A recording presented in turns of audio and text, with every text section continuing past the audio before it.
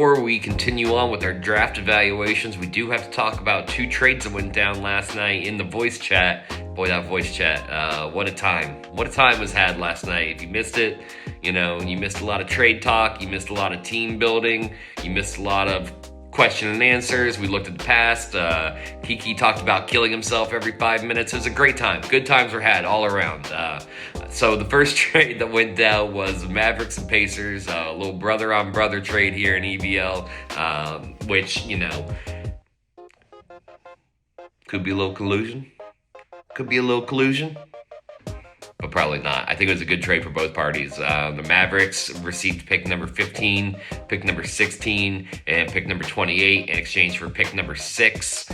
They sent that over to Indiana. Indiana needed, both of these teams need a full rebuild, and they're both doing a pretty good job of it. I don't hate either one for either move that trading either way here. So, Indiana wanted to go up and grab their guy. Dallas wanted more assets. I think this is a good draft to trade down in. I think there's a lot of good mid-round talent. Not everyone agrees with that, but I've seen a lot of guys around the 14, 15, 16 range on my big board that I'm like, oh yeah, I would, a lot of other drafts, they'd be a top 10 talent. And that's not even including the guys actually in the top 10 who will probably still be there, at pick 15, 16, just because we've seen the way some people draft in here, not calling anyone out, just saying it always happens every year. Someone slips, someone falls, and then we go, how did that person make it here?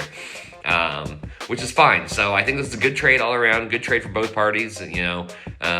Not much to be said about that. Just it'll depend on what the Mavericks do with these mid-round picks. Now, the other move that the Dallas Mavericks made was with Kiki. When he wasn't talking about suicide, he was in fact trying to trade up in this draft, and he received pick number 7 and pick number 30 in this draft, which is a high second-round pick, and he has the cap room to sign him to bird years. So I did like that pickup for Kiki.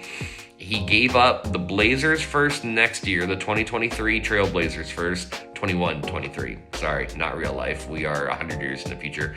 And the 21-24 Bucks first round pick, which is 2 years out. And Larry Kong. Now, Larry Kong is interesting. I had him for a few years, so I know him pretty well at this point.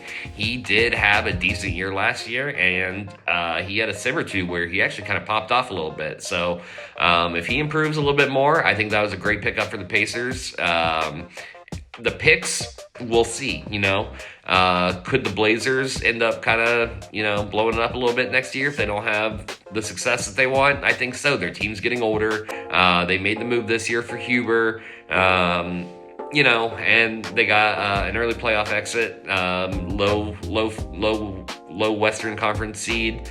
I do think they'll be in the playoffs again this year, depending on what happens. Injuries can happen, or if they decide they're not an elite team, they can blow it up. You never know. So that could end up being a lotto first, and then the Bucks 21-24 first.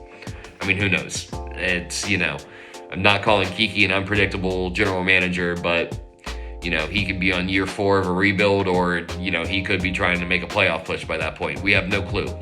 So it'll be interesting to see how those picks pan out.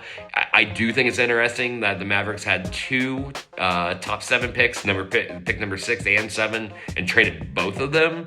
I think I would have kept one and then moved the other one for assets, but to each their own. The Mavericks need a lot, and he thought this is a good trade for him, and I don't necessarily disagree. I think just both of them together is interesting. I think if you put either one of these individual deals on the table, I would look at it and go, yeah, it makes sense for Legion. It's a great trade. Everything makes sense there, but doing them both, it just kind of goes, okay, so, what are we doing? Do we really expect, the player that you get with the Blazers first next year to be as good as someone that you could draft at number 7 overall in this draft? You kind of put all those things together. You end up with 2 mid-round picks this year, 2 future firsts, Larry Kong, who you're hoping improves more, which, again, I think there's a chance. I think it's just interesting. I think it's an interesting strategy. I don't fault Kiki for what they did. I thought they got some good assets out of it. I don't fault Indiana for wanting to move up. If you have your guy and you know it's who you want, if you'd rather have one top pick instead of a few mid-round or late first, do it. So it all kind of makes sense a little bit. I don't think any of these were necessarily a bad trade. I think some aspects of them were interesting. But yeah, we will get into picks number 6 and 7, the trade recipients, here in just a few.